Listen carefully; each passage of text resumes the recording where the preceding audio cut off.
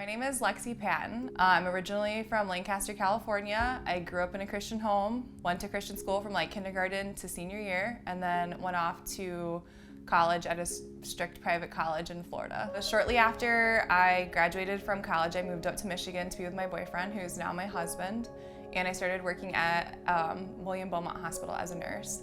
So when I moved to Michigan, I was just really relieved to be out of like my really strict Christian environment of my college. I was ready to just kind of get a break. I was relieved that I didn't have to go to church, and I was just excited to be on my own and to be an adult. During the summer of 2018, I just realized like there was something missing in my life. Like I had it all. I was dating my husband for a long time. We were about to get engaged, like lived in the beautiful state of Michigan.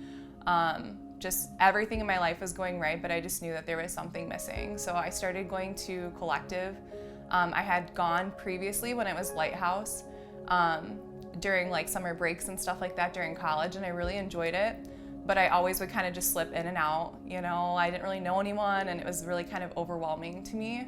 And Pastor EJ preached a message and was talking about how groups were starting soon, and if you were one of the people that always sat in the back and didn't know anyone and felt overwhelmed, that a group would be a great place to start to kind of get involved and connected within the Collective community. So I started filling out like the form or whatever, and I got into Sarah and Serena's group at Collective, and it was like one of the best decisions I ever made. During like the first Collective that we had, we all shared our testimony, and I was talking about how everything in my life was perfect, but I felt like there was something missing, and I knew that that was the Lord. And I just like broke down into tears, and I just knew that like I was in the right spot. But I didn't know how much it would mean to me until like years later. In November of last year, 2019, I got married to my husband.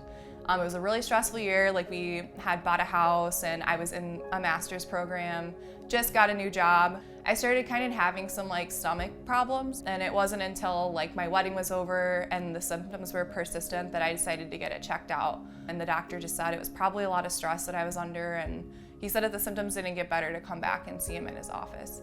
So the symptoms didn't get better, so I went back and we ran more tests and everything was negative, but I just knew that there was something wrong. On Valentine's Day, I got my scope done and it revealed that I had stomach cancer. The next day was like a Saturday, and I was told it was stage 4, that there really wasn't a lot of options for me, but they knew I needed to start treatment like right away. So I started chemo like later that month. During this time, like the girls from my Collective group were just like amazing. Like within the first like week or two, they had come to my house with a chemo bag that they made for me that had like a blanket with pictures of us from like all of our different Collective activities, and it had like coloring books and like lotion and chapsticks and like Fight Like Lexy gear that they had designed and made for me. And they just told me they'd be praying for me, and that if I needed groceries or if I needed anything, to just like let them know, and that they would be there for my husband and I. There's lots of questions that you process in your mind when you're given like a diagnosis like that. Like, why me? Like, why would the Lord do this? Did I do something wrong? I remember texting one of my group leaders one time and just saying like, I obviously trust that the Lord is working everything together like for my good, but sometimes it's hard to understand like how his plan could be better than mine when my plans were like what I thought were so good, and it's just like hard to trust him all the time. And she was saying like, when the disciples were in the boat and they were being like tossed to and fro like in this big storm, and like Jesus was literally sleeping there like physically with them, and they were still worried. And it's like they literally had God like in their presence like physically, and they still worried, and they still were fearful. So it's okay to be fearful. But I just recently had my last PET scan at the end of my 12 rounds, and it showed that there's no cancer in my body. So that was like really cool, and just like I said, just straight up from the Lord, because that was not like in the plans from the beginning. So it's really cool to see like how faithful he's been. So now I'm gonna be doing immunotherapy and oral chemo, basically until it stops working. And then I'll probably do surgery. So like my journey is not over, but like I just know like since God's carried me, this far, that he's gonna continue to do the same thing.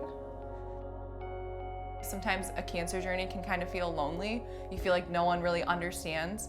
But you're never alone. Like, God's taught me that 100%. Like, he's always with you, and he'll always bring in the right people at the right time to just give you like the extra encouragement you need to push forward. Obviously, God can't be here like in person with me, but I've obviously felt his presence, and then he's brought people into my life to like show his love to me to where he feels like he's right here with me.